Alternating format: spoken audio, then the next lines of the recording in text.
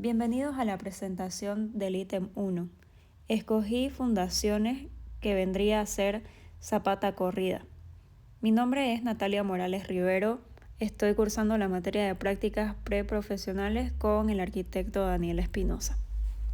Para el contenido de este ítem tenemos objetivos, alcance, responsabilidades, normativas, equipos y herramientas, operación, variables, sistema integrado de gestión, presupuesto y tiempo de ejecución, análisis desde la perspectiva arquitectónica, recomendaciones y finalmente el glosario. Las fundaciones son muy importantes, ya que son la interfaz que hay entre lo que es el edificio y el terreno. Es la forma en la que el edificio transmite todas sus cargas puntuales y todo el peso mismo del edificio. Por ende, tiene que estar bien relacionado. Una buena fundación significa que va a poder soportar todas las cargas de sismos, vientos, movimientos, las mismas cargas del usuario. Entonces es muy importante de que esté bien previsto. Es importante que se haga el estudio de suelos, que se regule todos los cálculos según las características del suelo para que así la fundación transmita el peso correctamente. Una mala fundación puede ocasionar deformaciones, asentamientos, grietas y cosas que son muy caras de corregir o arreglar una vez ya construida. Como punto número 2 tenemos lo que es el alcance. Este ítem comprende todas las actividades necesarias para la ejecución de las fundaciones: excavación y preparación del terreno, hormigón pobre, enferraduras y encofrado, vaciado y curado y por último el control de calidad. Todo lo que está con rojo en el plano de la derecha es la zona que se va a trabajar para las fundaciones. Luego vemos lo que son las responsabilidades. Tenemos como director de obra al arquitecto Daniel Achá, a mi persona como pasante. Luego le sigue el arquitecto Joel Lamadrid, que es el residente de obra, que viene de la mano con el contratista, que es David Lamadrid. Luego el arquitecto Joel es quien dirige a los obreros en obra y él cuenta con 3 maestros capataz. Luego llega con un maestro fierrista y luego con el maestro encofrador. Y cada uno de ellos tiene su ayudante. En cuanto a normativas, tenemos la NB 1225001 de hormigón estructural, luego la NB 1225002 que son las acciones sobre las estructuras, luego el hormigón H25 que es la resistencia adecuada para fundaciones estructurales y durabilidad, y el control de calidad como ensayos de resistencia, el curado y recubrimientos mínimos del acero. Aquí tenemos los equipos y herramientas que fueron utilizados para las diferentes actividades que comprende el ítem. Podemos ver la retroexcavadora, el saltarín, la moladora, la sierra circular, luego los camiones mixer, el vibrador de hormigón, y luego tenemos lo que son las herramientas: palas y picotas, carretillas, flexómetro y nivel, plomada de hilo, martillo y alicates, serrucho y herramientas de encofrado, regla metálica y fratacho, y finalmente baldes y mangueras para el curado. Ahora pasamos a lo que es operación y yo decidí dividir el proyecto en 3 áreas. Primero, la parte delantera como ala A, la parte del centro como área de rampa y la parte trasera como ala B. Este es el estado inicial de cómo se encontraba el área para intervenir y esta es la situación existente antes de comenzar el proyecto. Primero se inició con el ala B, que es la área trasera. Se inició con el replanteo y trazado de fundaciones, la verificación de niveles y ejes, limpieza y desbroce del terreno, ya que había un árbol de manga en el área y se retiró este árbol. Luego la excavación según planos estructurales, la compactación del fondo de excavación y luego se demolió estructuras de hormigón armado que estaban en el área donde iba a realizarse las fundaciones. Y por último, la colocación de capa de hormigón pobre como base, que esta tenía de espesor 5 centímetros. Luego se preparó el encofrado, se hizo el armado de aceros de refuerzo, se hizo la verificación de recubrimientos, se colocó el armado de enferraduras y también las columnas, ya que estas venían incrustadas a lo que son las fundaciones. Y para todo esto se hizo una revisión antes del vaciado en cuanto a ejes, columnas con plomada y acero según planos estructurales.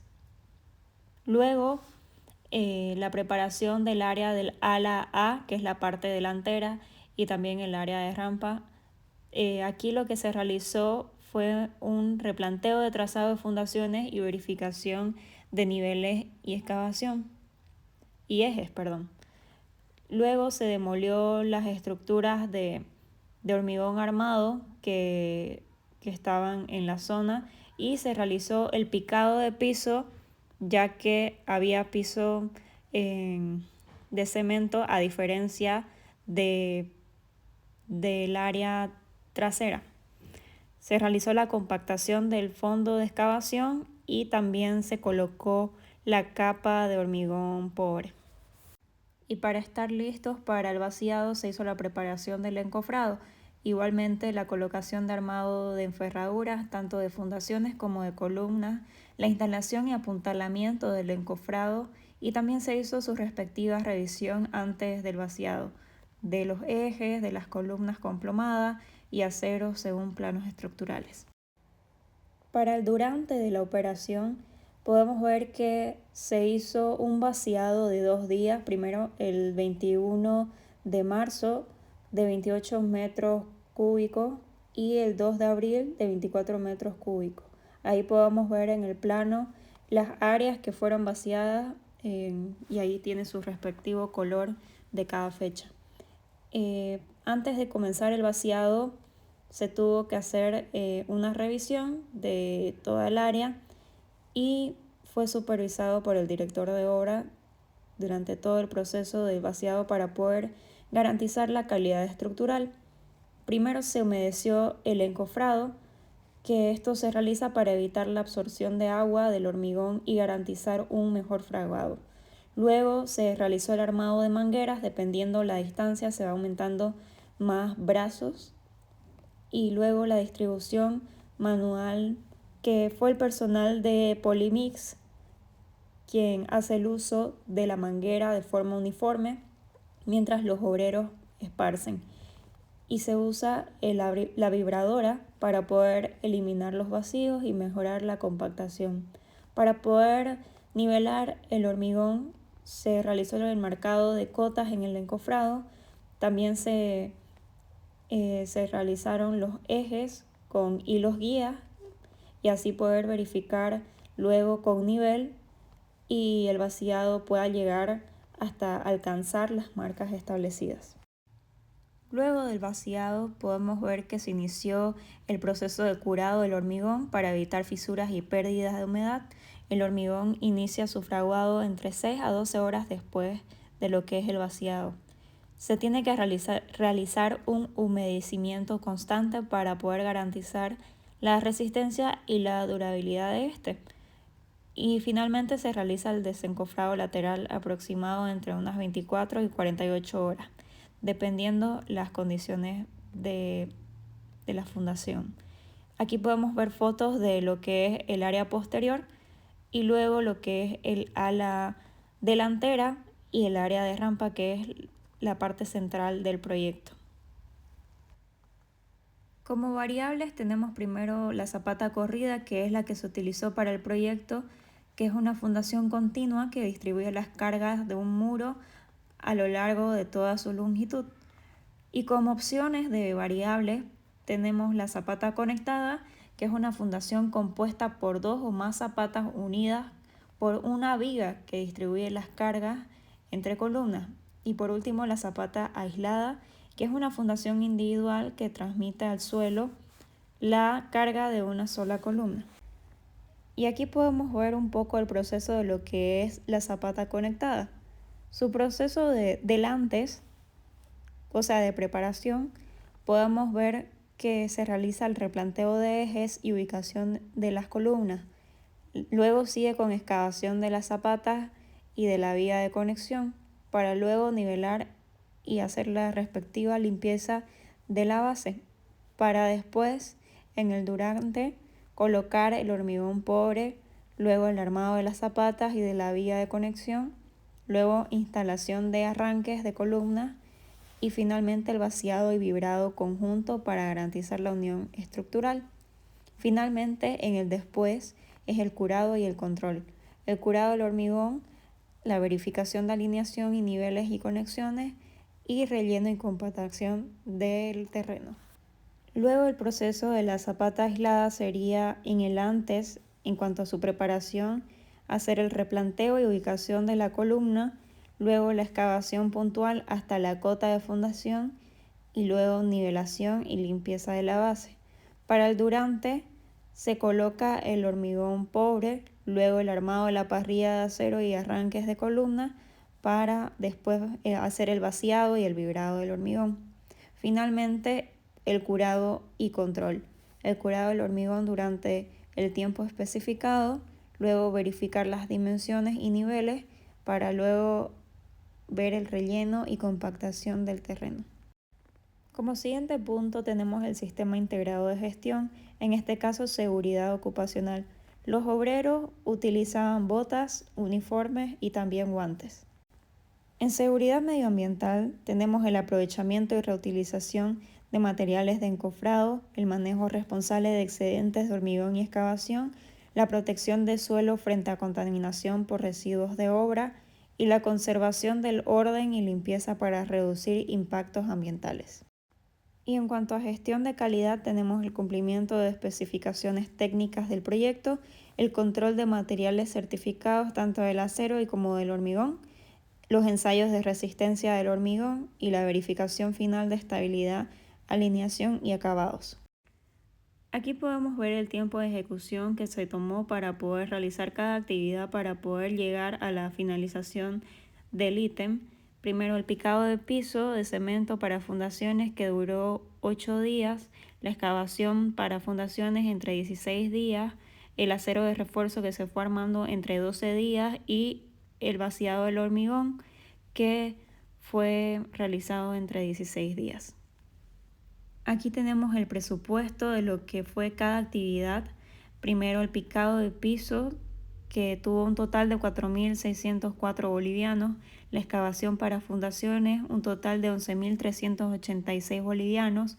El hormigón pobre de espesor 5 centímetros, 11.172 bolivianos.